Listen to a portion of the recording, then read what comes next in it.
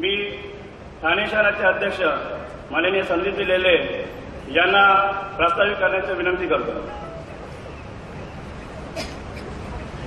आजच्या बूथ प्रमुख मार्गदर्शन मेळाव्याकरता खास करून ठाण्यामध्ये उपस्थित राहिलेले माननीय मुख्यमंत्री व महाराष्ट्राचे विकास पुरुष मान्य देवेंद्रजी फडणवीस, आपल्या सर्वांचे सहकारी मंत्री महोदय रवींद्रजी चव्हाण, राष्ट्रीय उपाध्यक्ष खासदार विनयजी सहस्त्रबुद्धे, खासदार व विभागीय अध्यक्ष मान्य कपिलजी पाटील, माननीय आमदार संजयजी केळकर, माननीय आरपीआयचे शहर अध्यक्ष रामभाऊ तायडे, निरीक्षक सुरेशजी बारशिंग, महिला मोर्चाच्या प्रदेश अध्यक्षा मधुताई नाईक, त्याचप्रमाणे शिवसंग्रामचे आमरेजी संजय वाघोले, हर्षलाताई बुबेरा, डॉक्टर समीरा भारती, आमदार नरेंद्र पवार, माननीय मुकेशजी मोकाशी, सुरेश कोलते आणि मंचावर व मंचासमोर उपस्थित असलेले सर्व उमेदवार बंधू भगिनींनो आणि बूथ प्रमुख कार्यकर्त्यांनो, अत्यंत थोडक्यात मी प्रस्तावित करतो। सर्वप्रथम या सर्व नेत्यांचं ठाण्यात स्वागत करतो आणि या मुख्यमंत्र्यांचे अक्षरशः कोपरापासून हात जोडून आभार मानतो की आज या महाराष्ट्रामध्ये 10 महानगरपालिका, 25 जिल्हा परिषदा आणि असंख्य इतर निवडणुका असताना त्यांनी ठाणे शहराला जे महत्व दिलंय, जवळजवळ 2 ते 3 वेळा आतापर्यंत ठाणे शहरात आले आणि ठाण्यामध्ये परिवर्तन होणार याची ते नांदी देत आहेत। कल्याणानंतर ठाण्याचा सुवास जिंकायचा असा मनोदय जेव्हा इथल्या शिलेदारांनी व्यक्त केला तेव्हा अक्षरशः शिवबाप्रमाणे ते आपल्या मावळ्यांच्या पाठी खंबीरपणे उभे राहिले। त्यांना मनापासून मी नतमस्तक होतो आणि ठाणेकरांना, आपल्या कार्यकर्त्यांना एक आवाहन करतो की मुख्यमंत्री साहेबांनी आपलं प्रेम दाखवलंय, आपल्यासाठी विकास ते करू इच्छितात, ठाण्यात त्यांना परिवर्तन हवं आहे, पण आपण त्यांना साथ दिली पाहिजे। तुम्ही जर कमी पडलात, आम्ही जर कमी पडलो तर त्यांनी दाखवलेल्या प्रेमाची किंमत होणार नाही। मी आपल्याला कळकळीची विनंती करतो की उद्या आणि परवाच्या दिवसात आपण असं काम करा, जनतेचा राहिला सायला संपर्क इतका पूर्ण करा आणि एक कार्यकर्ता म्हणून असा विश्वास संपादित करा की या ठाण्यामध्ये परिवर्तन, पूर्ण परिवर्तन होईल आणि 100% भाजपा होईल। एवढंच मी आवाहन करतो। बूथ प्रमुखांना, पोलिंग एजंटना मार्गदर्शन झालेलं आहे। उमेदवारांना सर्वांना फक्त एकच आवाहन करतो, परवाच्या दिवशी मतदानाच्या वेळी आपण सर्वांनी शांततेने, संयमाने, शिस्तबद्ध पद्धतीने भारतीय जनता पार्टीला मानणाऱ्या मतदाराला मतदान केंद्रावर घेऊन जा। 21 तारखेला होणाऱ्या निवडणुकीत जनता जनार्दन आपल्याला भरभरून आशीर्वाद देईल याचा विश्वास बाळगा। धन्यवाद। वंदे मातरम। यानंतर माननीय मंत्री महोदय रवींद्रजी चव्हाण यांना मी विनंती करतो की त्यांनी आपल्याला मार्गदर्शन करावं।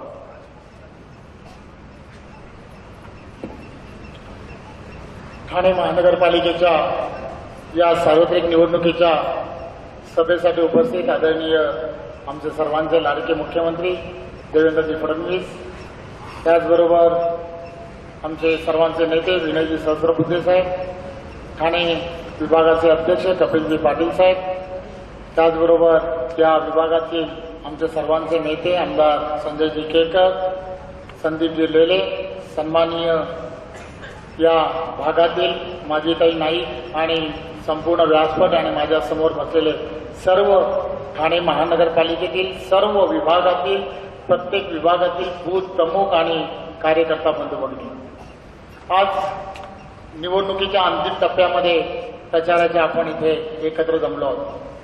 10 ते 15 दिवस आपण प्रत्येक घराघरामध्ये जाऊन केंद्रामध्ये असलेल्या नरेंद्र मोदींच्या योजना असतील आणि माननीय मुख्यमंत्री देवेंद्रजी फडणवीस यांनी या राज्यामध्ये केलेल्या योजना असतील त्या लोकांपर्यंत प्रामाणिकपणे पोहोचवण्याचा प्रयत्न केला आणि परिवर्तन या शहरामध्ये झालं पाहिजे आणि का झालं पाहिजे, कशासाठी झालं पाहिजे ही प्रमुख भूमिका घेऊन आपण सर्वजण मतदारांपर्यंत पोहोचण्याचा प्रामाणिकपणे प्रयत्न केला।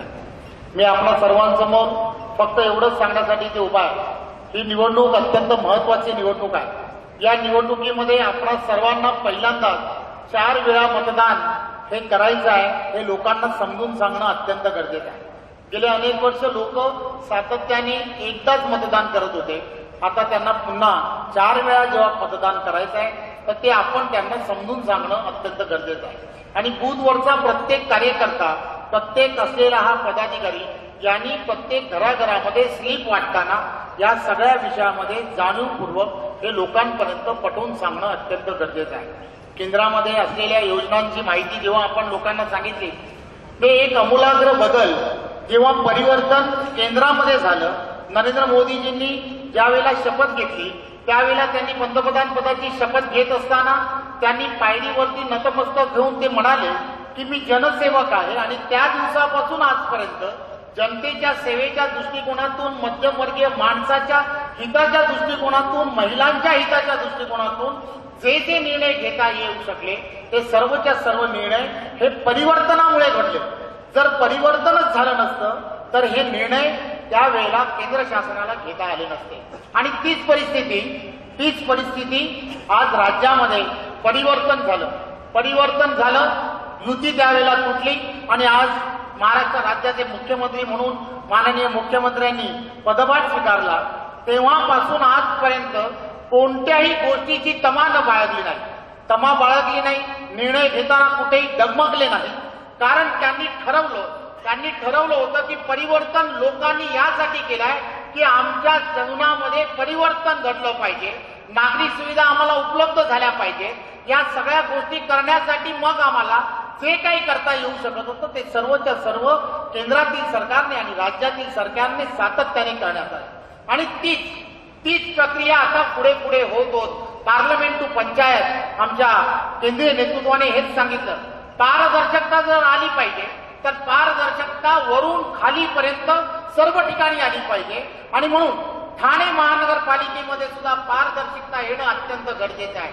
परिवर्तन अत्यंत गरजेचं आहे.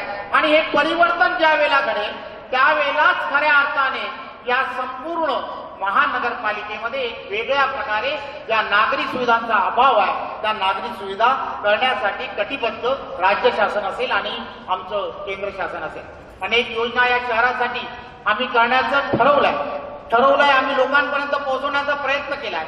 मी आज आपल्या या व्यासपीठावरून सांगू इच्छितो की गेले काही दिवस वर्तमानपत्र आपण पाहिली तर वर्तमानपत्रामध्ये शिवसेना पक्षाकडून ज्या जाहिराती दिल्या जात आहेत मी त्यांना असं म्हणू इच्छितो की कोपिनेश्वरच्या देवळामध्ये जाऊन त्यांनी शपथ घेऊन सांगावं की या सगळ्या करण्यासाठी मेट्रो करायची आहे. कोपिनेश्वरती हात ठेवून सांगा की मेट्रोसाठी पैसे ते आणू शकतात का?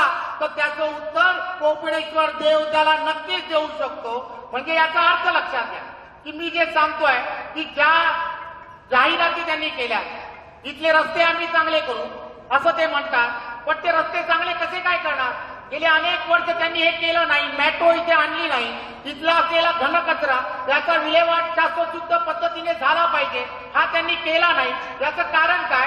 कारण पैशाचं सोंग आणता येत नाही. आणि गेल्या अनेक वर्ष त्यांनी या भूल थापा आणि इथल्या असलेल्या लोकांना कुठेतरी चुकीच्या मार्गाने, कुठेतरी भावनिक आव्हान घेऊन मोठ्या प्रमाणामध्ये फसवणूक केली.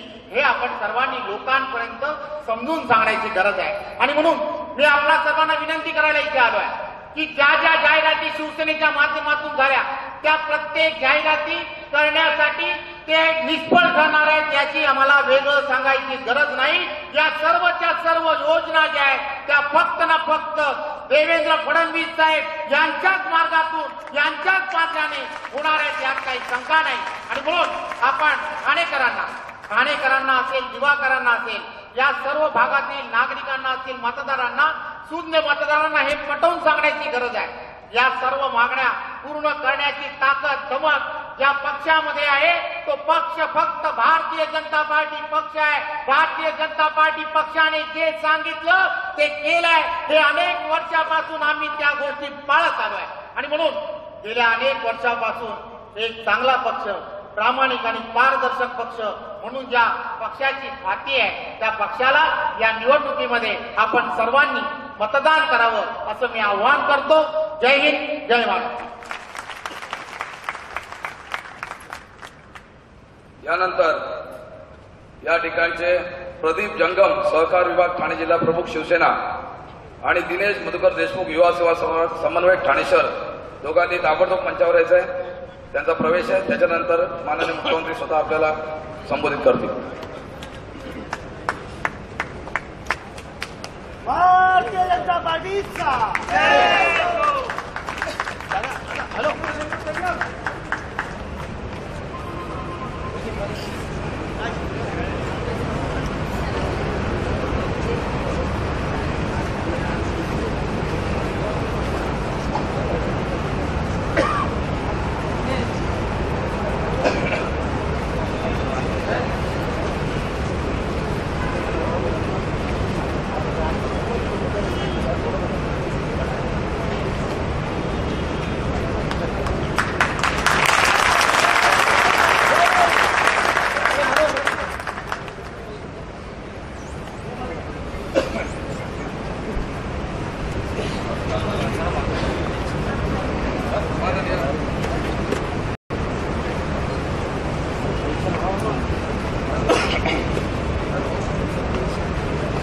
हॅलो माननीय मुख्यमंत्री आमदार देवेंद्रजी फडणवीस यांना मी विनंती करतो की त्यांनी सर्व बूथ प्रमुख व कार्यकर्त्यांना मार्गदर्शन करावं.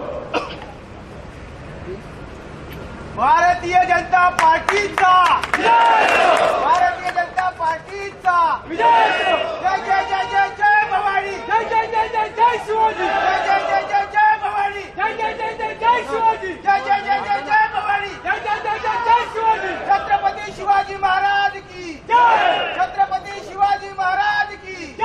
माननीय मुख्यमंत्री देवेंद्र फडणवीस साहेब आप आगे बढ़ो. हम तुम्हारे साथ हैं. माननीय मुख्यमंत्री हिंदवी स्वराज्याचे आगे बढ़ो. हम तुम्हारे सरसंस्थापक छत्रपती शिवाजी महाराज यांना मानाचा मुजरा करतो.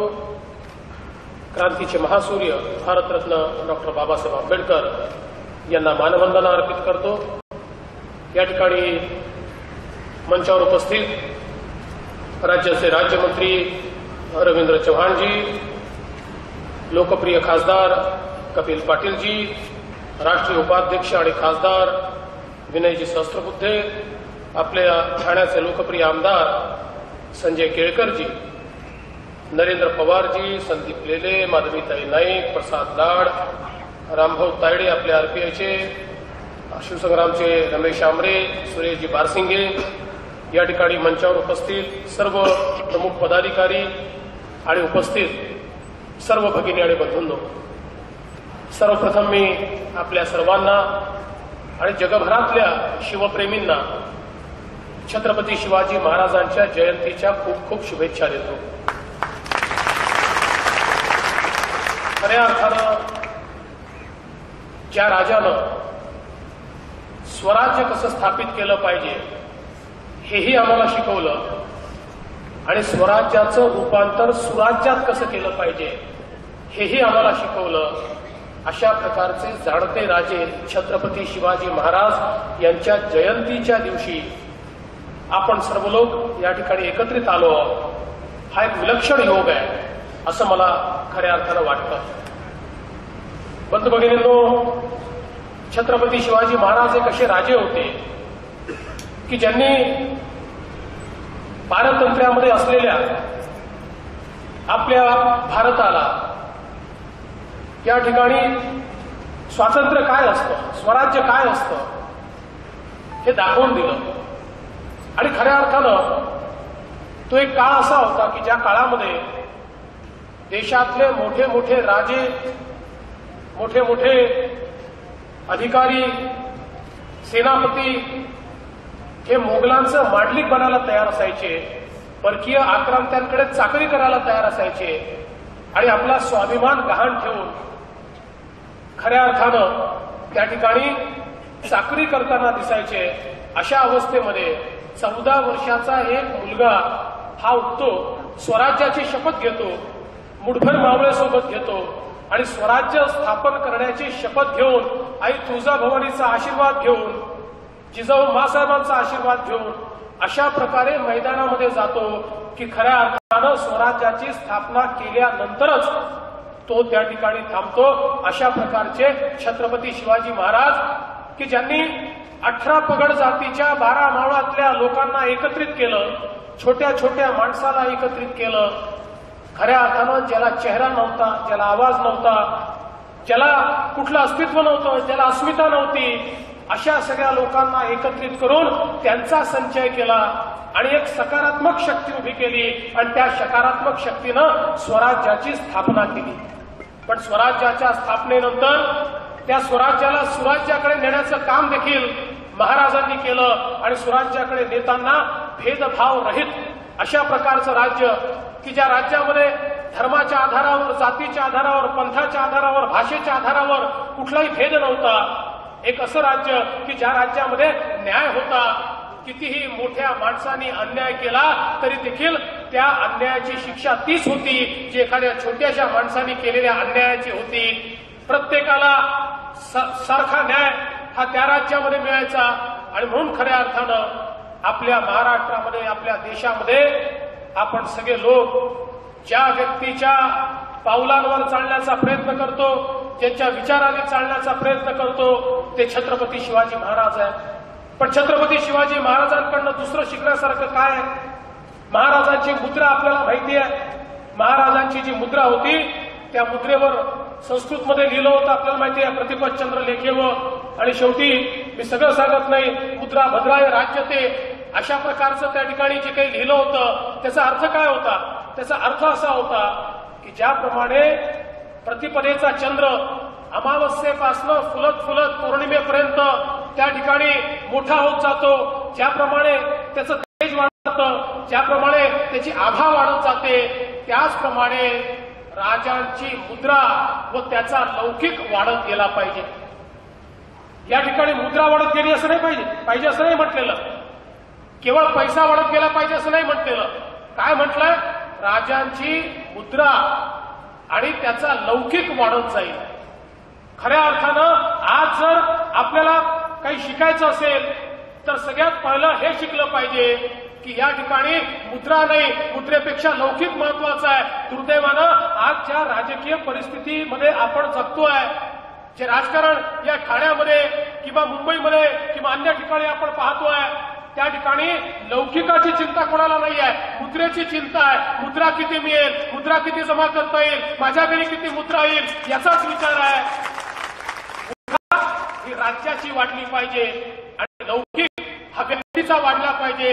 हा जो विचार छत्रपती शिवाजी महाराजांनी आपल्याला सांगितला, त्या विचारांनी प्रेरित होऊन आज खऱ्या अर्थानं राजकारण करण्याची आवश्यकता आहे. आणि म्हणून या ठाण्यामध्ये परिवर्तनाकरता आपण जेव्हा उतरलो त्यावेळेस आपला भाव देखील हाच आहे की मुद्रा वाढायची असेल तर सर्वसामान्याची वाढली पाहिजे, मुद्रा वाढायची असेल तर ती राज्याची वाढली पाहिजे, महापालिकेची वाढली पाहिजे, नगरसेवकांची नाही. नगरसेवकांचा लौकिक वाढला पाहिजे. महापालिकेत काम करणारे महापौर, उपमहापौर, ती महापालिका चालवणारे नेते यांचा लौकिक वाढला पाहिजे. पण दुर्दैवाने मुद्रा वाढत जाते आणि लौकिक कमी होत जातो. अशा प्रकारची अवस्था आज या ठिकाणी आपल्याला पाहायला मिळते. आणि म्हणून खऱ्या अर्थानं हाही प्रश्न आहे की आज शेवटची सभा खरं म्हणजे घ्यायला पाहिजे होती, पण मी सांगितलं सभा नाही, आज कार्यकर्त्यांशी संवाद केला पाहिजे. आज बूथच्या कार्यकर्त्यांशी बोललं पाहिजे. मी सभेकरता नाही आलो, मी बूथच्या कार्यकर्त्यांशी बोलण्याकरता या ठिकाणी आलोय. आणि मग याकरता मी ठाणंच का निवडलं? बूथच्या कार्यकर्त्यांशी बोलण्याकरता मुंबई नाही, पुणे नाही, नाशिक नाही, मी ठाण्यामध्येच का आलो? मी ठाण्यामध्ये याकरता आलो की खऱ्या अर्थानं या ठाण्यानी पहिल्यांदा ही ताकद दाखवली की आम्ही अन्यायाच्या विरुद्ध वेगळे लढण्याकरता तयार आहोत. अशा प्रकारची ताकद ही या ठाण्यानं दाखवली. खरं म्हणजे बंधू भगिनींनो, सिंहानं नेहमी आपली ओळख ही लक्षात ठेवली पाहिजे. एक सिंहाचा छावा हा त्या ठिकाणी हरवला, बकऱ्यांच्या कळपामध्ये गेला, काही दिवस बकऱ्यांच्या कळपामध्ये राहिला आणि त्या ठिकाणी बकऱ्यांच्या कळपामध्ये गेल्यानंतर त्याचं शौर्य हरवलं. त्याचं शौर्य हरवल्यानंतर तो देखील त्या ठिकाणी बकऱ्यांसारखाच वागू लागला.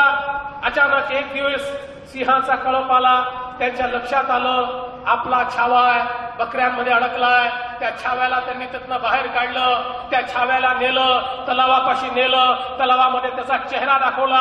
आपला चेहरा पाहिल्याबरोबर त्या छाव्याने डरकाळी फोडली, कारण त्याच्या लक्षात आलं मी बकरी नाही आहे, मी सिंह आहे. तसंच माझ्या इथल्या कार्यकर्त्यांच्या लक्षात आलं की किती दिवस अशाच प्रकारे आम्ही फरफटत जायचं. अरे ताकद आमची आहे, शक्ती आमची आहे, मग या ताकदीचा या शक्तीचा उपयोग हा आम्ही का करू नये. आणि म्हणून या ठिकाणी केवळ राजकारणाकरता नाही, खऱ्या अर्थानं इथल्या कार्यकर्त्यांनी ताकदीनं हा निर्णय केला की या महानगरपालिकेमध्ये परिवर्तन केलं पाहिजे, सत्ता सामान्यांकरता राबवली पाहिजे. आणि त्याकरता आमच्या कार्यकर्त्यांनी सर्वात आधी हा निर्णय करून या ठाण्यामध्ये युती तोडण्याचा निर्णय हा आमच्या कार्यकर्त्यांनी त्या ठिकाणी जाहीर केला.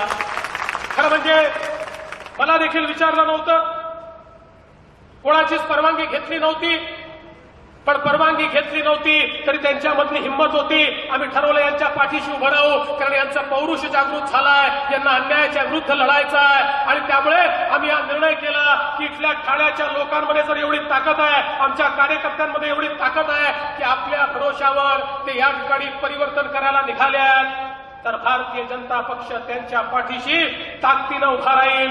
पण आता आतली गोष्ट सांगतो, ठाण्यातल्या कार्यकर्त्यांनो, तुम्ही असा निर्णय घेतल्यानंतर त्या निर्णयाच्या पाठीशी मी उभा राहिलो.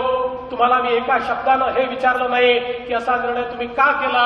याचं कारण सांगतो, या ठिकाणी युती तोडली पाहिजे, वेगळं झालं पाहिजे. याकरता तुमचे नाही, सर्वात जास्त या ठाण्यातल्या लोकांचे SMS हे सातत्याने मला आले की आता भारतीय जनता पक्षाची फरफट बंद करा. ठाण्यातल्या इतक्या लोकांनी मला SMS पाठवून सांगितलं की इतक्या वर्षाची ही ठाण्यातली जी फरफट आहे, ही फरफट या ठिकाणी आता बंद केली पाहिजे आणि भारतीय जनता पक्षानं वेगळं लढलं पाहिजे. आता ठाण्याचा जीव देखील गुदमरतोय. या महानगरपालिकेमध्ये आम्हालाही विकल्प हवा आहे. ठाण्यातल्या जनतेनं सांगितलं काँग्रेस, राष्ट्रवादी काँग्रेससोबत आम्हाला जायचं नाही, पण तुम्ही जर शिवसेनेसोबत राहिला तर आमचा जो पर्याय नाही, आज आम्हाला सक्षम पर्याय हवा आहे, आमच्या विचाराचा पर्याय हवा आहे. आणि आमच्या विचाराची सुरुवातच तुमच्यापासून झाली आहे. आणि म्हणून त्यांनी आम्हाला विनंती केली की या ठिकाणी ही युती तोडा. आणि म्हणून तुम्ही ज्यावेळी युती तोडण्याची घोषणा केली त्यावेळी लोकांचा दबाव माझ्यावर देखील होता आणि त्या दबावाचा सन्मान करत तुमच्या पाठीशी उभं राहण्याचा निर्णय हा खऱ्या अर्थानं या ठिकाणी मी घेतला. बंधू भगिनींनो, आपल्याला कल्पना आहे, कार्यकर्त्यांना कल्पना आहे, हा ठाणे जिल्हा भारतीय जनता पक्षाचा जिल्हा होता, हा जनसंघाचा जिल्हा होता. या ठाणे जिल्ह्यातल्या सगळ्या नगरपालिका या जनसंघाच्या होत्या. या ठाणे जिल्ह्यामध्ये खऱ्या अर्थानं ताकद ही जनसंघाची होती. पण राष्ट्रवादाचा मुद्दा ज्यावेळी व्यापक झाला आणि राष्ट्रवादाच्या मुद्द्यावर ज्यावेळी शक्ती संचय करण्याची वेळ आली त्यावेळी आम्ही देखील ठरवलं, कारण आम्ही कृतज्ञ नव्हतो, आम्ही हा निर्णय केला की राष्ट्रवादाचा मुद्दा ज्या ठिकाणी आहे, व्यापक हिंदुत्व ज्या ठिकाणी आहे, ज्या ठिकाणी राष्ट्रवादावरच प्रश्नचिन्ह उमटत आहे, त्या ठिकाणी आमच्या शक्तीमध्ये विभाजन होऊ नये. आणि म्हणून त्यावेळी शिवसेनेच्या सोबत आम्ही गेलो. आनंद दिघेंसारखा एक नेता होता, ज्या नेत्याच्या पाठीशी आम्ही उभं राहिलो. आनंद दिघेंच्या नेतृत्वात आम्ही देखील त्यावेळी काम केलं. खऱ्या अर्थानं या ठाण्यामध्ये राष्ट्रवाद रुजला पाहिजे याकरता आम्ही दुय्यम भूमिका स्वीकारली. आमचं असलेलं ठाणं, आमचा असलेला ठाणे जिल्हा हा रोज थोडा थोडा आम्ही शिवसेनेला देत गेलो, कारण आमच्या नजरेसमोर सत्ता नव्हती, पदं नव्हती, सत्ता गौण होती, पदं गौण होते.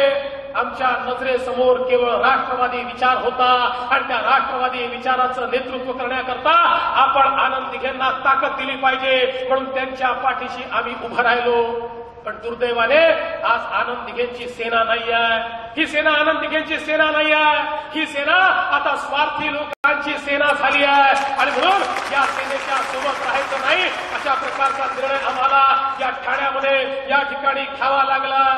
खरं म्हणजे मला या ठिकाणी आपल्या समोर सांगितलं पाहिजे, बंधू भगिनींनो, आज ठाण्यामधल्या सेनेची अवस्था काय आहे.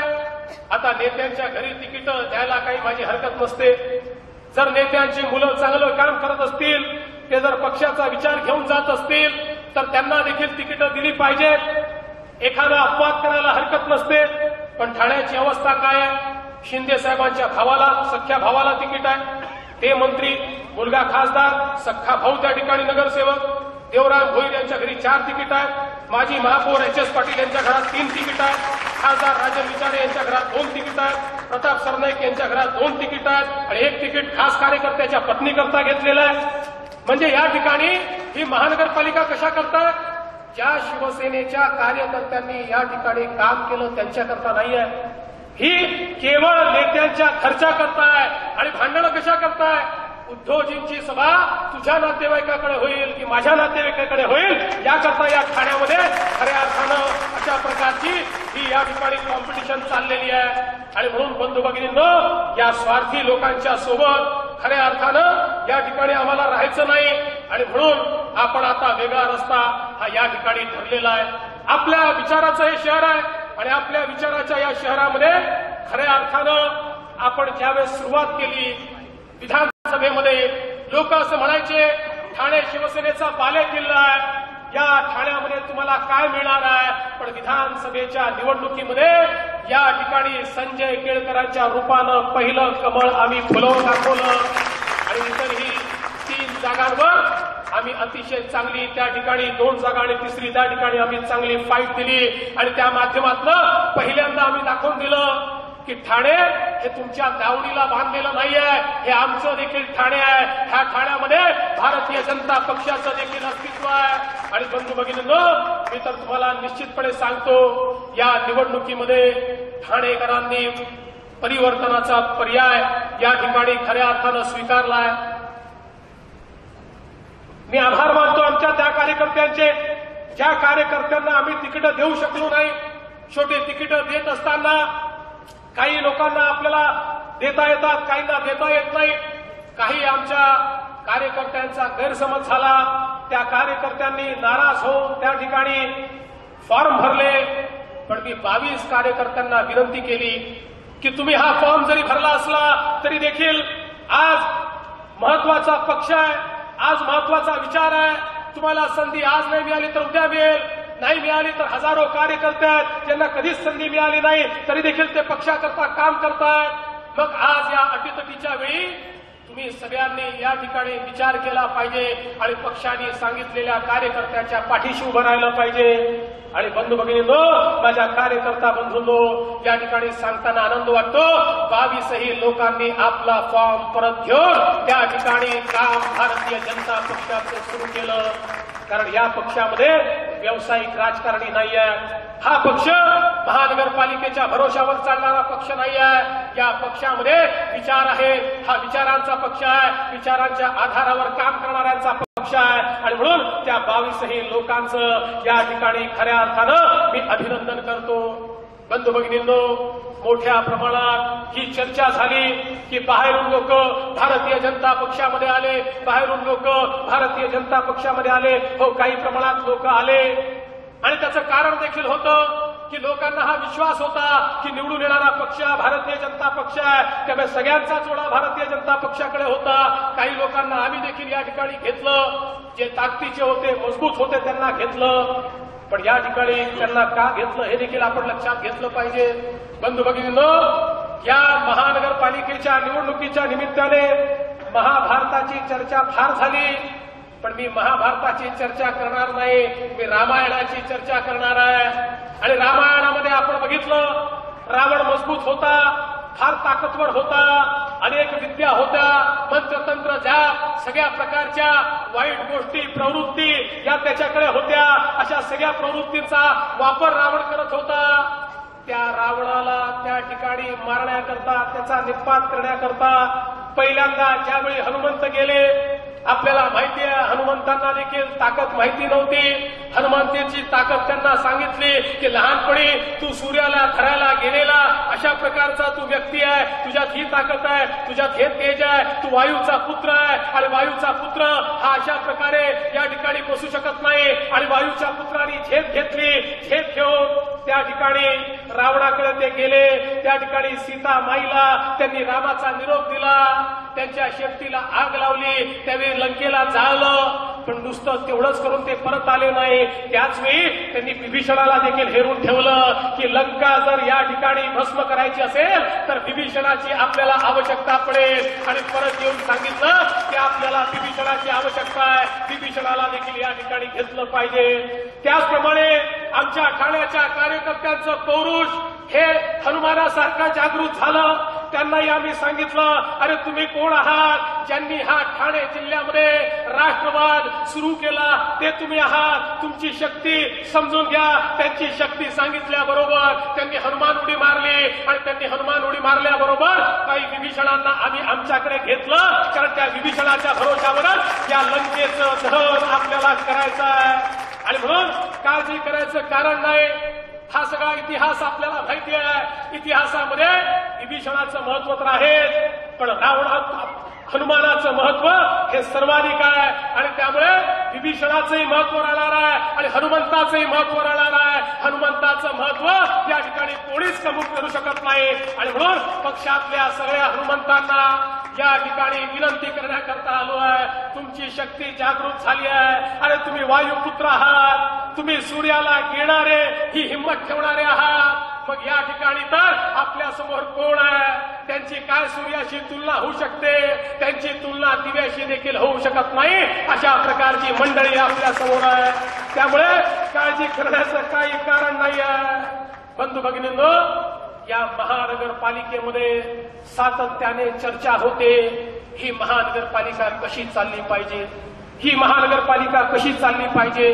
हो खरं आहे, आम्हालाही असं वाटतं की ती वेगळ्या प्रकारे चालली पाहिजे. पण खरा प्रश्न हा नाही आहे की महानगरपालिका कशी चालली पाहिजे. खरा प्रश्न हा आहे महानगरपालिका कशा करता चालली पाहिजे, कोणाकरता चालली पाहिजे, हा खरा प्रश्न आहे. आज महानगरपालिका चालते, पण ती एकीकडे आयुक्त काम करतायत, आयुक्त मोठ्या प्रमाणात विकास करतायत, पण आयुक्त हे निवडून आलेले प्रतिनिधी नाही आहेत. लोकशाहीमध्ये आयुक्तांच्या भरोशावर कारभार होणं हे लोकशाहीला अभिप्रेत नाही आहे. लोकशाहीला अभिप्रेत आहे नगरसेवक, महापौर यांच्या माध्यमातून, स्थायी समिती अध्यक्षाच्या माध्यमातून काम झालं पाहिजे, हे त्या ठिकाणी अपेक्षित आहे. पण महापालिका कशी चालली पाहिजे हे जसं मी सांगितलं की आयुक्त आणि महापालिकेचे जे पदाधिकारी आहेत त्यांनी रथाची दोन चाकं म्हणून महापालिका चालवली पाहिजे. त्यासोबत महापालिका कशा करता चालली पाहिजे हे जोपर्यंत आपल्या मनामध्ये स्पष्ट होत नाही. महानगरपालिका म्हणजे दुकान आहे. या दुकानामध्ये आता मला या ठिकाणी काम मिळालं, आता या दुकानातला माल जितका विकता येईल तेवढा विकून विकून मी खाईल, अशा मानसिकतेतनं महानगरपालिका जर चालली तर खऱ्या अर्थानं शहराचा कधीही या ठिकाणी विकास होऊ शकत नाही. आमचा व्यवसायच नगरसेवक पद आहे आणि नगरसेवक झालो की बिल्डरांना ब्लॅकमेल करून करून आम्ही गब्बर झालो.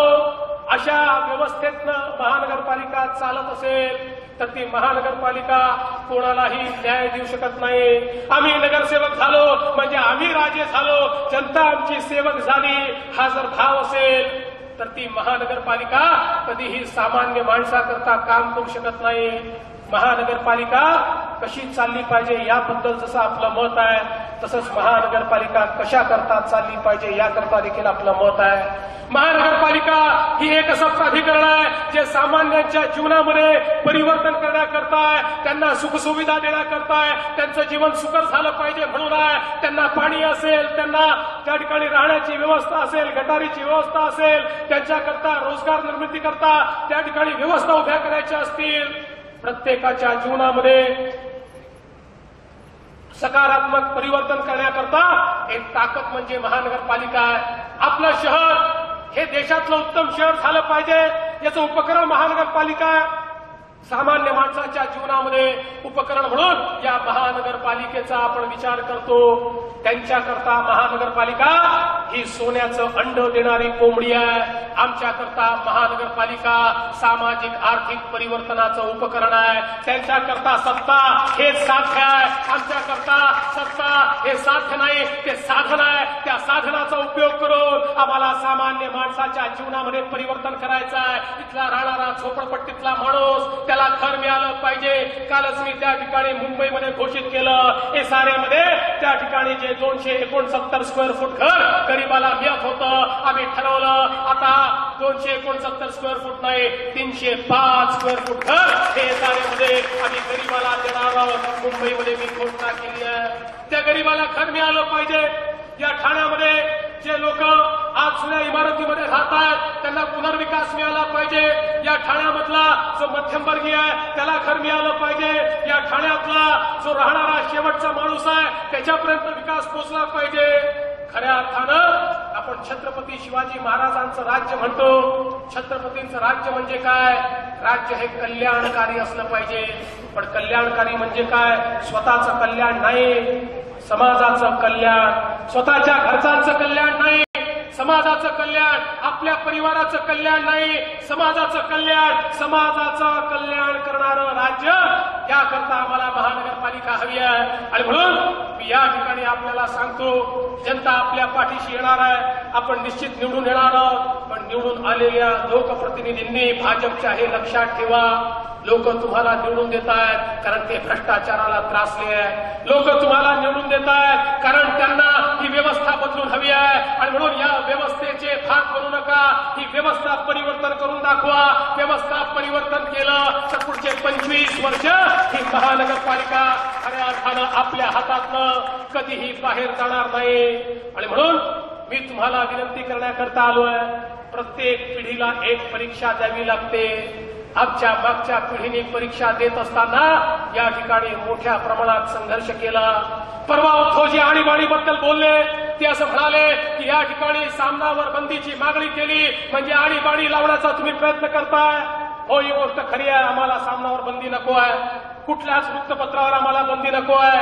त्या ठिकाणी त्यांनी ज्या चुका केल्या त्याच्याबद्दल त्यांना जाब विचारावं एवढीच आमची अपेक्षा आहे. वृत्तपत्राच्या बंदीच्या बाजूने आम्ही नाही आहोत. पण त्याचवेळी माझा सवाल आहे, अरे आणीबाणीवर बोलण्याचा तुम्हाला अधिकार आहे का? ज्यावेळी या देशातली लोकशाही हिरावून घेण्याचा प्रयत्न झाला, या देशामध्ये आणीबाणी लागली, त्यावेळी त्या आणीबाणीला समर्थन देणारे तुम्ही होतात आणि त्या आणीबाणीच्या विरुद्ध जेलमध्ये जाणारे आम्ही होतो. होय, माझा बाप 19 महिने जेलमध्ये होता.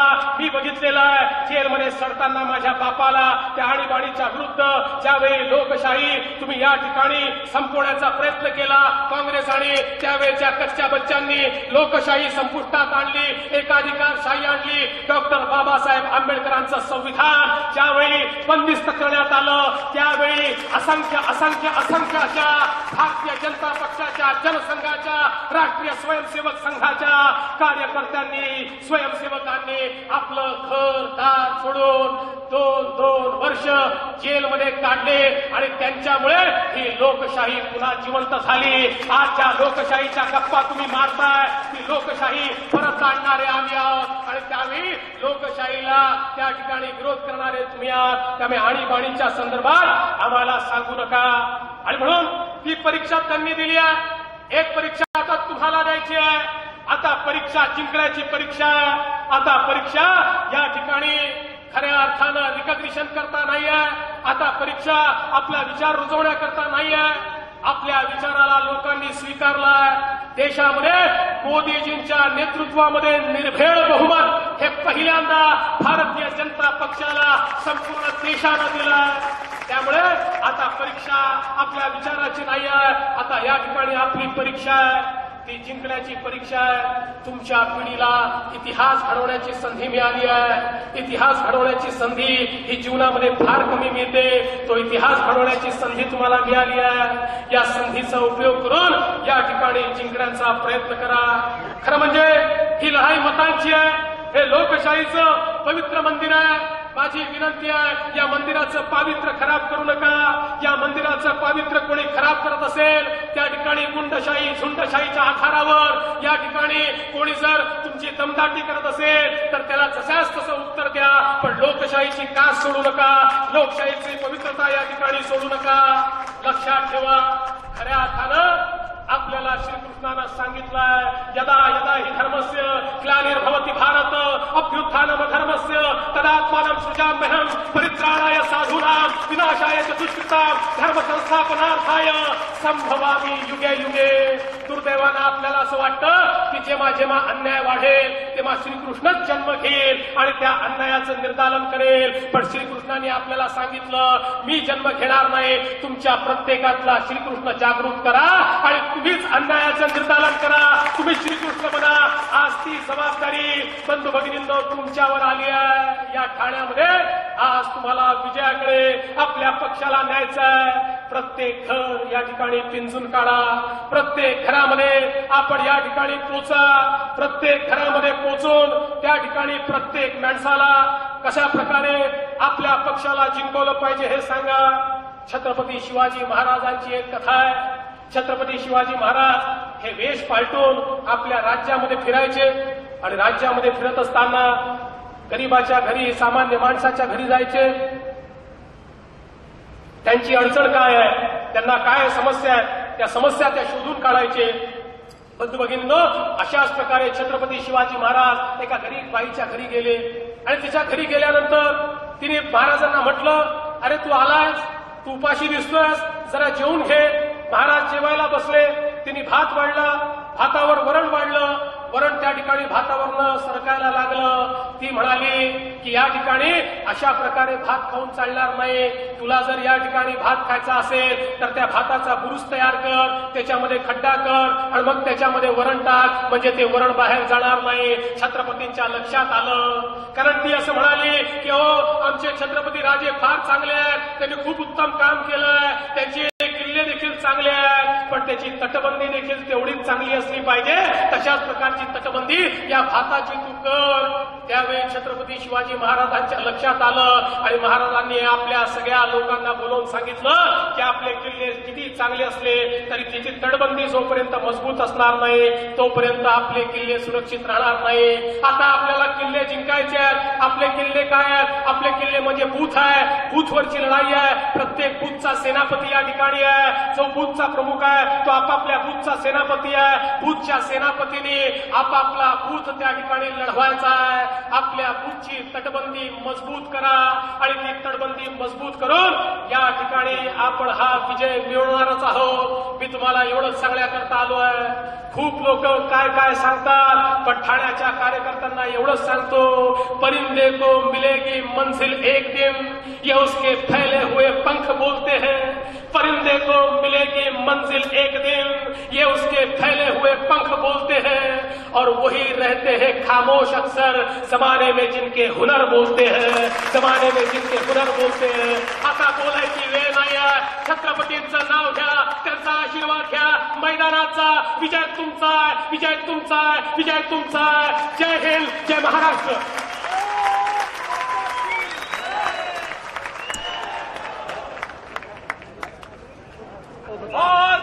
भारत माता की, भारतीय जनता पार्टी रिपाई महायुतीचा. देवेंद्र जी आगे बढ़ो, भारतीय जनता पार्टीचा.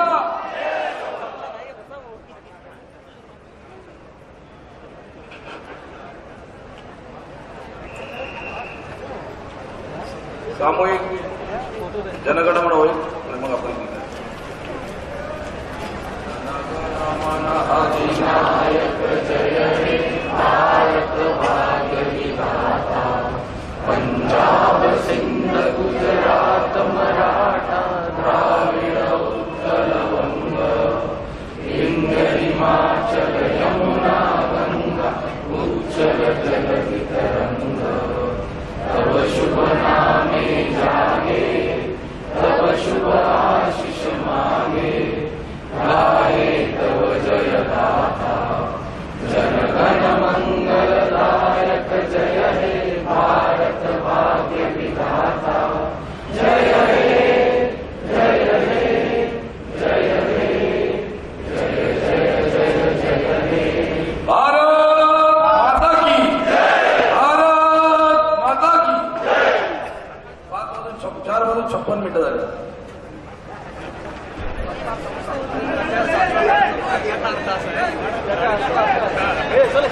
मॅडम